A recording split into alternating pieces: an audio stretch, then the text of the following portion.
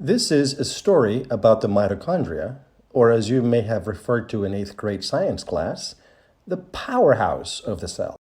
Simply put, the mitochondria is an organelle in our cells responsible for producing the energy we need to breathe, blink, walk, and all other activities you would associate with being alive. But, as it turns out, mitochondria are responsible for much more than we gave them credit in our science classes. In fact, in my research, I've learned that healthy mitochondria are practically the key to the fountain of health and longevity. But I'm getting ahead of myself. To understand how and why this is the case, we must first go back to an ancient pact made by two very different yet equally ambitious characters. A prokaryote bacteria that later became to be known as mitochondria, and another bacteria called archaea. You see, once upon a time, the mitochondria wasn't part of any cell.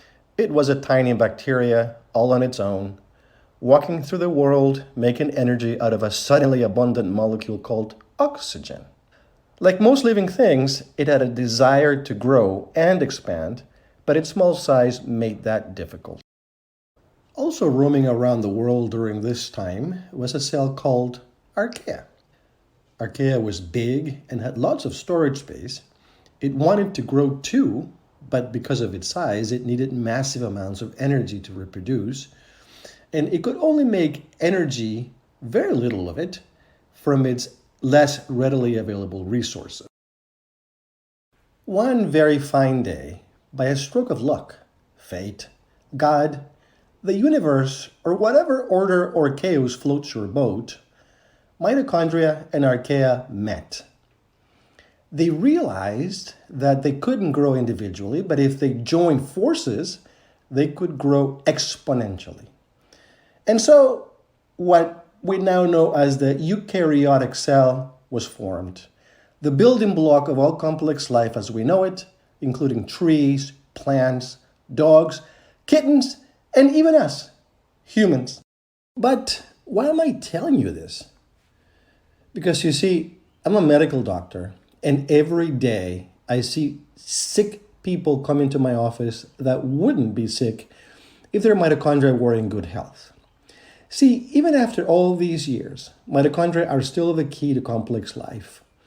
And all of the diseases we have come to think of as part of a random lottery of misfortune are not random at all. Diabetes, cancer, irritable bowel syndrome, Alzheimer's, and so many other diseases are the result of sick or confused mitochondria. The good news is you have the power to make your mitochondria healthy or sick. The choice is up to you. For my part, I'll try to explain as best and as simply as I can what choices you can make to keep your mitochondria healthy. So I know not everyone went to medical school, and by now you may be getting uneasy at the thought of cell diagrams and DNA strands floating up on the screen. I get it. The truth is, most doctors also get uneasy at the thought of those things popping up on the screen. In the interest of making this process interesting, actionable, and hopefully fun, we can start referring to our mitochondria as Deedee. And to make it even less abstract, let's pretend Deedee is not a cell organelle at all. Instead, let's think of her as a project manager in your office. But Deedee is not just any project manager. She's responsible for production, organization, quality control, and HR. She is a bona fide rock star. She does not get done without Deedee.